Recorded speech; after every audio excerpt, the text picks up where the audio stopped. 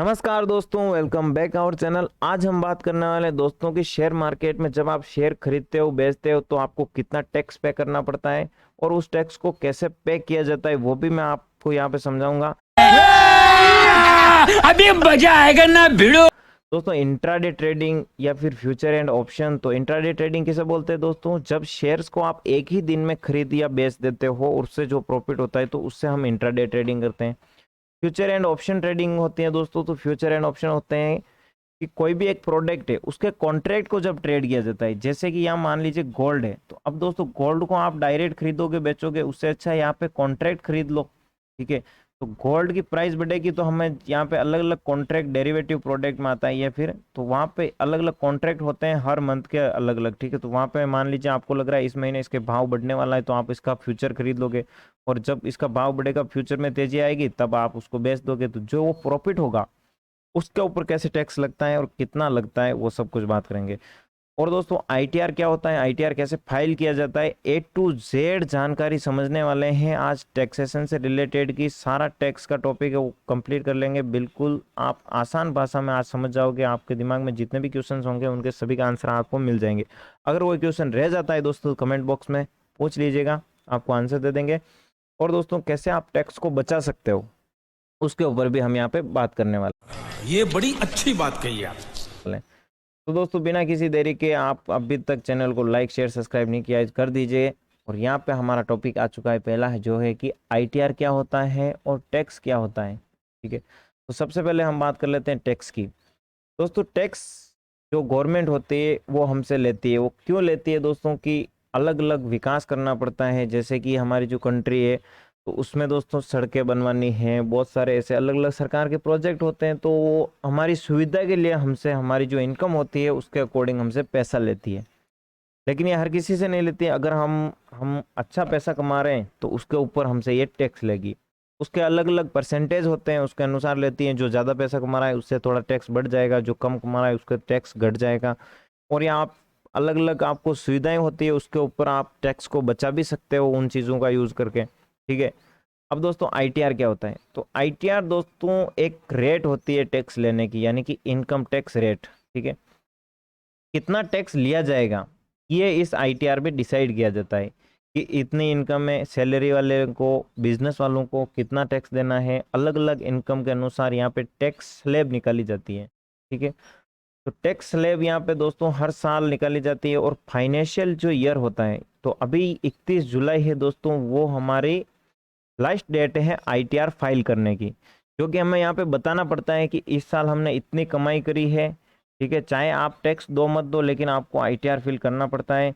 और वहाँ पे जो भी आपकी इनकम हुई है उस इनकम को मेंशन करना है, और किस किस चीज़ में आपने क्या चीज़ नहीं खरीदी है, क्या बेचा है, वो सब कुछ आपको यहाँ पे बताना पड़ता है। जिसके अनुसार अगर आपका टैक्स बनता है तो वहाँ पे शो हो जाएगा और वो टैक्स आपको पे करना होगा। और अगर आपका पहले थोड़ा बहुत कट कुटा गया है टैक्स तो उसको आप वापस रिडीम कर सकते हो। अलग अलग जैसे कि सुविधाएं होती हैं उनका यूज़ करके टैक्स डिडक्शन करवा सकते हैं हम।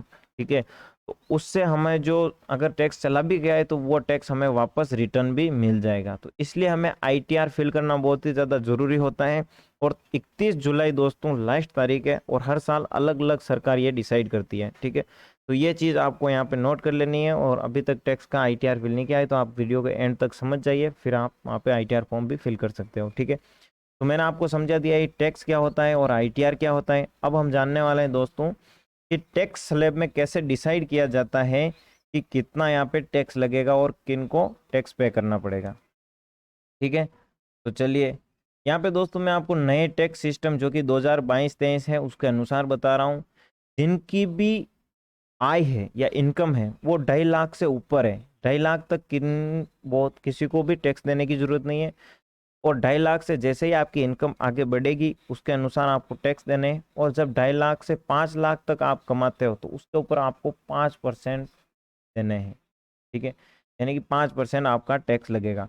अब दोस्तों यहाँ पे ऐसा नहीं है कि यहाँ पे आपको पूरे 5 लाख के 5% देने हैं, नहीं। आपकी इनकम क्या है, 2.5 लाख से ऊपर निकलेगी तो 5 लाख जाएगी। इसका मतलब क्या है कि 2.5 लाख तक तो हमारा टैक्स बिल्कुल माफ है। और 2.5 लाख माइनस अगर हम यहाँ पे 2.5 लाख कर देंगे, 5 लाख कर देंगे, तो फिर हमें जो पैसा देना है ना 5% का, वो सिर्फ 2.5 लाख रुपए ऊपर ही देना है। ये चीज़ आप यहाँ पे क्लियर कर लीजिएगा, ठीक से। अब नेक्स्ट बात कर लेते हैं हम कि वही 5 लाख रुपए से अगर हम ज़्यादा पैसा कमाते हैं और 7.5 लाख रुपए तक पैसा कमा रहे हैं, तो वहाँ पे जो हमें टैक्स देना पड़ेगा वो है 10%, यानी कि 10% का हमें यहाँ पे टैक्स देना पड़ेगा। अब यहाँ पे मैं वापस आपको बता देता हूँ, 2.5 लाख तक हमारा कोई टैक्स नहीं लगेगा। उसके बाद 2.5 लाख रुपए के ऊपर हमें देना है 5%। 5 लाख तक हमारा जो टैक्स है वो 5% लगेगा। और 5 लाख से जैसे ही ऊपर निकलेंगे तो 7.5 लाख रुपए तक हमें देने हैं 10%। इसका मतलब क्या है कि हमें ये पूरे पैसे पे नहीं देना है, यहाँ पे हमें 5 लाख रुपए निकाल लेने हैं, उसके बाद जो पैसे आ रहे हैं उसके ऊपर ही हमें 10% टैक्स देना है, ठीक है। इससे आपका टैक्स ऑटोमेटिक सेव होते जाएगा और बचता जाएगा। तो ऐसा नहीं है कि आपने 10 लाख रुपए कमाए और 10 लाख पे, जैसे कि यहाँ पे देखिए 10 लाख रुपए पे सालाना 15% टैक्स देना पड़ेगा, ठीक है। तो यहाँ पे पूरे 10 लाख रुपए के ऊपर आपको टैक्स नहीं देना है, टैक्स देना है सिर्फ 7 लाख के ऊपर जो आपके पैसे बनेंगे ना, 10 लाख तक जाएंगे उनके ऊपर 15 है। यहाँ पे 2.5 लाख से ऊपर आपके 5 लाख बनने हैं ना, उसके बीच में जो पैसे हैं उनके ऊपर आपको यहाँ पे टैक्स देना है। बिल्कुल ईजी है दोस्तों। और किनको टैक्स नहीं देना है? जिनकी की आय 2.5 लाख से कम है, उनको कोई भी आईटीआर फिल करने की जरूरत नहीं है और टैक्स देने की जरूरत नहीं है। ये दोस्तों मैंने आपको समझाया है टैक्स स्लैब, जो कि सरकार इशू करती है, इसके अकॉर्डिंग टैक्स लिया जाता है, ठीक है। तो नेक्स्ट हम बात कर लेते हैं यहाँ पे, जो टॉपिक है इन्वेस्टमेंट पे कितना टैक्स लगता है, ठीक है दोस्तों। तो दोस्तों शेयर को जब आप खरीदते हो तो वहाँ पे 2 कंडीशन होते हैं। इन्वेस्टमेंट में क्या होता है कि आप लॉन्ग टर्म के लिए इन्वेस्ट करते हो या फिर शॉर्ट टर्म के लिए इन्वेस्ट करते हो, ठीक है। अगर आप लंबे समय तक इन्वेस्टमेंट करते हो तो उसे बोलते हैं हम लॉन्ग टर्म इन्वेस्टिंग, शॉर्ट कम समय के लिए शॉर्ट टर्म इन्वेस्टिंग, ठीक है। इनके ऊपर अलग अलग टैक्स लगता है, ठीक है। और दोस्तों कोई प्रॉपर्टी खरीद रहे हो या फिर अलग आप कहीं रेंट दे रहे हो तो वो भी आपका इन्हीं के अंदर आता है लॉन्ग टर्म इन्वेस्टमेंट के लिए, ठीक है। तो इसमें हमें जो कौन सा फाइल आईटीआर का भरना पड़ेगा या फिर क्या हमें अलग अलग बताने हैं आपको जो कि टैक्स बचा सकते हैं, तो उससे पहले आपको यहाँ पे चैनल को सब्सक्राइब कर देना है, बेल आइकन को प्रेस कर देना है और लाइक कर देना है, ताकि मैं आपको और इसी तरह की जानकारी दूं और टाइम टू टाइम आपको जो टैक्स बचा सकते हो और पैसे कैसे कमाने वो भी आपको फाइनेंस की अच्छी न्यूज़ मैं आपको जल्दी से बता सकता हूँ, ठीक है। तो चलिए हम दोस्तों यहाँ पे आ चुके हैं कैपिटल गेन टैक्स के ऊपर, ठीक है। अब दोस्तों आपने जो भी इन्वेस्टमेंट किया है, अगर आपने 1 साल से ऊपर के लिए किया है तो वो आता है हमें लॉन्ग टर्म इन्वेस्टमेंट, ठीक है। और अगर आपने 1 साल के अंदर जो भी इन्वेस्टमेंट किया है, यानी कि 1 साल के अंदर कैसे आएगा ये, 1 साल के अंदर मान लीजिए कि आपने जो भी पैसा लगाया है वो 367 मतलब 65 दिन होता है उनसे कम के लिए, यानी कि 364 दिन के लिए, तो वो आएगा हमारा शॉर्ट टर्म इन्वेस्टमेंट, ठीक है। अब यहाँ पे दोस्तों किस कम समय के लिए कितना टैक्स लगेगा, तो मान लीजिए मैंने लगाए हैं 10 लाख रुपए, ठीक है। और 10 लाख पे मेरे को कितना यहाँ पे टैक्स देना पड़ेगा, तो मैंने जो भी शेयर है 1 साल के कम होने में उनको बेचे हैं, यानी कि 364 दिन में या उससे भी कम समय, 1 महीने 2 महीने कितने में बेचूं, ठीक है। मेरे को यहाँ पे 15% टैक्स देना पड़ेगा, ठीक है, जो भी मेरी इनकम होगी उसके। लेकिन एक चीज़ है दोस्तों, पहले 1 लाख तक आपको कोई भी रुपया नहीं देना है, यानी कि जो भी आपने इन्वेस्टमेंट किया है उसके ऊपर अगर आप 1 लाख रुपए कमा रहे हो तब तक आपको कोई टैक्स नहीं लगेगा। 1 लाख रुपए से जैसे ही आपकी इनकम बढ़ेगी उसके ऊपर यहाँ पे टैक्स लगेगा, ठीक है। और दोस्तों नेक्स्ट चीज़ है सोल्ड विद इन 3 ईयर्स, तो ये डेप्ट वाला है, जिसमें कि अगर आपको लॉस हो जाता है तो उसको आप 3 साल तक कैरी फॉरवर्ड कर सकते हो, यानी कि 3 साल तक आपको यहाँ पे जो आईटीआर है उसमें फॉर्म करके कैरी कर सकते हो, जिसमें 3 साल का आपको बिल्कुल टैक्स नहीं देना पड़ेगा, ठीक है। इतना आप समझ चुके हो कि शॉर्ट टर्म में हमें कितना टैक्स देना पड़ता है, तो 15% का प्लस 4% सेस, ठीक है।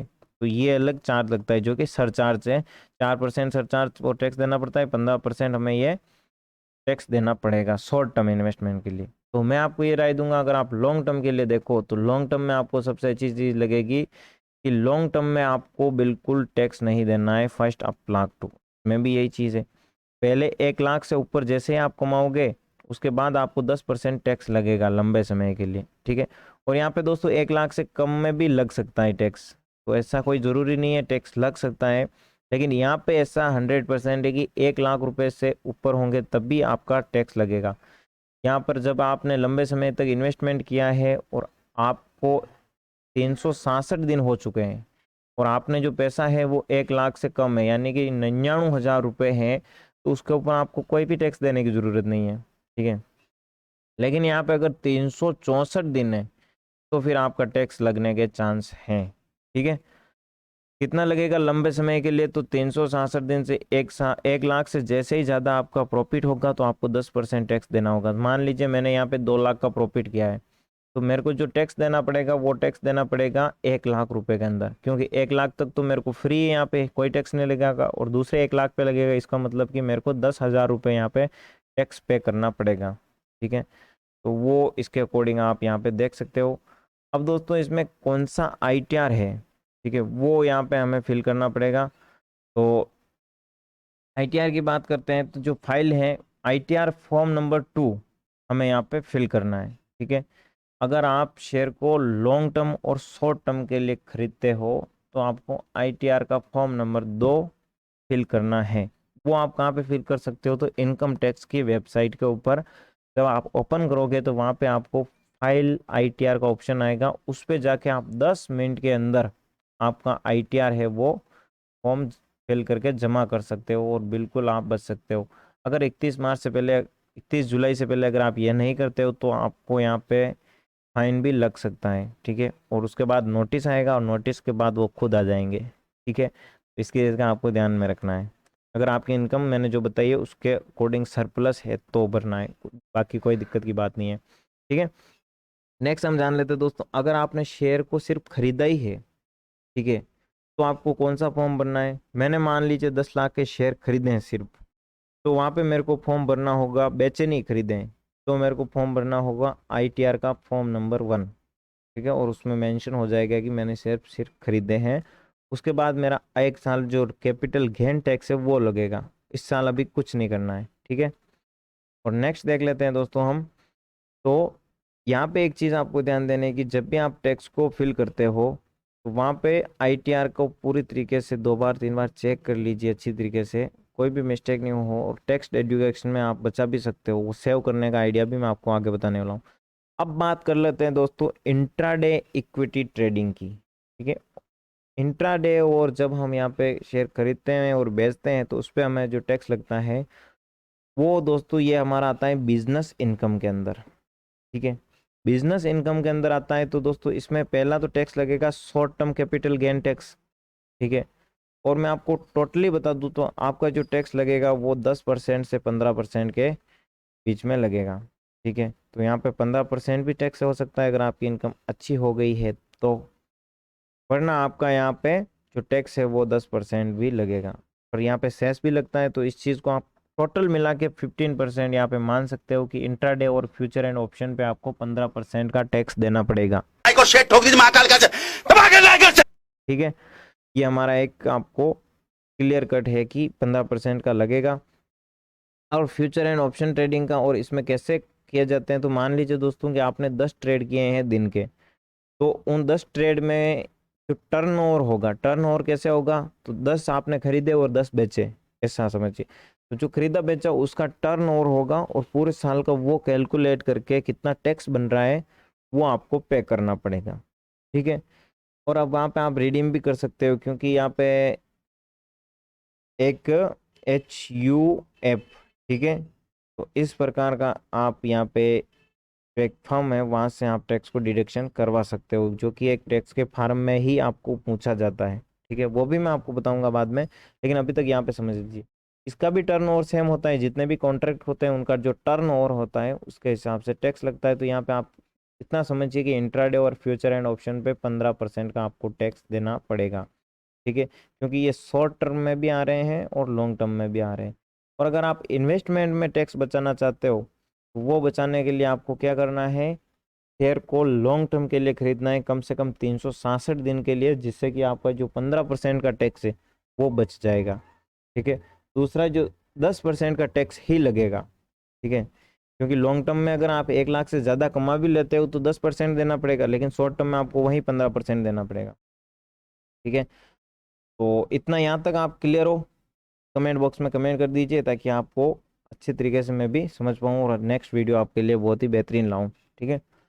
अब दोस्तों अगर आप ट्रेडिंग करते हो इंट्राडे और फ्यूचर एंड ऑप्शन में, तो ये एक बिजनेस कहलाता है। और बिजनेस, इसके लिए आपको जो फॉर्म फिल करना पड़ेगा वो है ITR फॉर्म नंबर 3। ठीक है, तो इस फॉर्म को आपको फिल करना है, जिससे कि आपको टैक्स से यहाँ पे बिजनेस इनकम को बताना होगा। ठीक है, नेक्स्ट देख लेते हो तो आप कैसे टैक्स को बचा सकते हो। तो टैक्स को बचाने के लिए दोस्तों आपको टैक्स है और म्यूचुअल फंड खरीद सकते हो, हेल्थ इंश्योरेंस करवा सकते हो, PF अकाउंट बनवा सकते हो। और टैक्स डिडक्शन के लिए आप CA से मिलिए, ताकि वो आपको अच्छी तरीके से जानकारी दे पाएँ और किस प्रकार से आप अलग अलग तरीके से टैक्स को सेव कर सकते हो, वो सभी चीज़ आपको बता पाएँ। अगर आपके बच्चे हैं तो उनकी जो स्टूडेंट की फीस होगी, उस फीस को भी आप वहाँ पे वापस ले सकते हो। बहुत सारे जो आपके होम के ज़्यादा खर्चे हैं, उन खर्चों को भी आप बता के वापस टैक्स को डिडुकेट करा सकते हो और वहाँ पे आप प्रॉफिट बना सकते हो। ठीक है, यहाँ पे मैं आपको बता देता हूँ कि ITR को कैसे आपको फाइल करना है। तो इनकम टैक्स की लॉगिन वेबसाइट पे आपको ओपन करना है। यहाँ पे देखिए ई फिलिंग का पहला ही पेज आ रहा है। यहाँ पे जब हम क्लिक करेंगे, यहाँ पे 10 मिनट का काम है दोस्तों, कुछ लंबी प्रोसेस है नहीं है। उसके बाद आपको यहाँ पे कुछ आपकी ID होगी वो डाल देनी है। और अगर आप ऑनलाइन में, तो ये देखिए HUF जो इंडिविजुअल HUF फंड है, उसके अकॉर्डिंग यहाँ पे आप देख सकते हो। यहाँ पे रिटर्न फॉर्म है कि आपके लिए कौन से एप्लीकेबल हैं, इससे कि आपको सीख सकते हो। यहाँ पे गाइडेंस आ जाएगी आपको कौन सा फॉर्म भरना है। यहाँ पे टैक्स स्लैब आ रही है। ठीक है, और ये देखिए हिंदू अनडिवाइडेड फैमिली। ठीक है, तो अनडिवाइड जो कि एक संयुक्त परिवार है, तो संयुक्त परिवार के लिए आप यहाँ पे इसमें अगर आप अप्लाई करते हो, तो जो आपका टैक्स है वो यहाँ पे और भी ज़्यादा बच सकता है। ठीक है, जो 5% 10% जितना भी आपका टैक्स होगा ना, वो यहाँ पे बच जाएगा। तो इस चीज़ को भी आप देख सकते हो। और नेक्स्ट हम बात कर लेते हैं, तो बिजनेस प्रोफेशन में ये देखिए अलग जो टैक्स स्लैब है वो आ जाती है यहाँ पे। तो इसके लिए आपको अपना पैन कार्ड, आधार कार्ड यहाँ पे डालना है। उसके बाद क्लिक कर देना है कंटिन्यू। मैंने फॉर्म भर दिया है दोस्तों। तो अलग अलग आप यहाँ पे क्लिक कर सकते हो, बिल्कुल सिंपल स्टेप्स हैं। ठीक है, ये देखिए तो ITR 3 applicable individual and HUF के लिए हैं। तो इस ITR 3 फॉर्म को आप बिजनेस गेन और प्रोफेशन में डाल के टैक्स से आप बच सकते हो। ठीक है, शानदार वीडियो लगा कि नहीं लगा, और भी कोई आपको अगर इन्फॉर्मेशन की चाहिए हो तो कमेंट बॉक्स में पूछ सकते हो दोस्तों। सब्सक्राइब नहीं किया है, सब्सक्राइब कीजिए, लाइक कीजिए। मिलते हैं हम नेक्स्ट वीडियो में, तब तक के लिए थैंक यू वेरी मच।